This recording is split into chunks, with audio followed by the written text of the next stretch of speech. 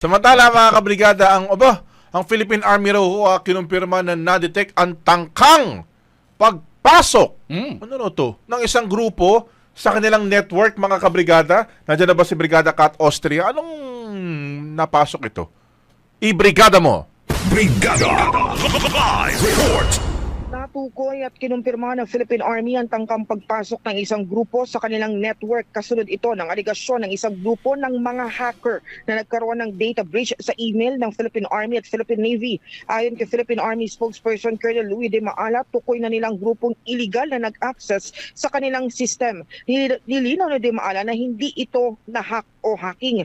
Kasunod ito, lalo pa niyang pinapalakas ng Army ang kanilang cyber defense sa pamamagitan ng Cybersecurity Enhancement Program na bahagi ng kanilang modernisasyon.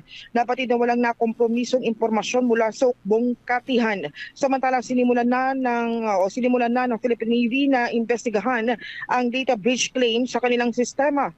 Tiniyak ng hukbong dagat na may mga hakbang na silang isinasagawa upang mapanatili ang integridad ng kanilang mga network.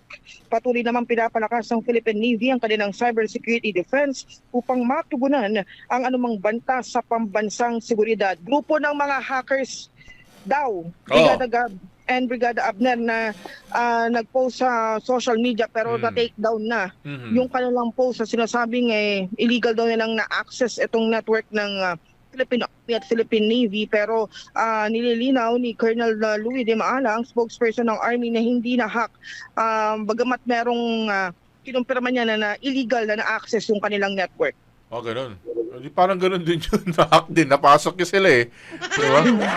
Pero ang mahalaga, sabi ni Colonel de Maala, wala naman daw, kumbaga ba, na-compromise na data.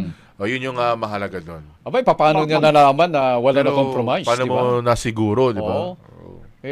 Hindi naman yan bagay sa isang bahay na i-inventory mo. Ito pa yung, andito pa yung TV ko, so hindi nanakaw.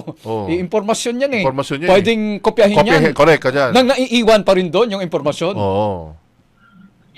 Ang binabanggit dito, sabi niya, to give context, illegal access ang nangyari, hindi hacking. As per cyber unit ng Philippine Army, illegal access is my credentials na ginamit na hindi sa'yo, credentials from compromised email accounts. Ang hacking is changing the system to gain access or bypassing security. Walang bypass ang security yung nag-login kasi alam naman yung credentials. Hindi ko masyadong technical, hindi ko maipaliwanag ng husto, Brigada Gab, Brigada Abder. No? Pero parang malinaw doon, parang mas general at broader term yung illegal access. Parang sakop lahat. Oo.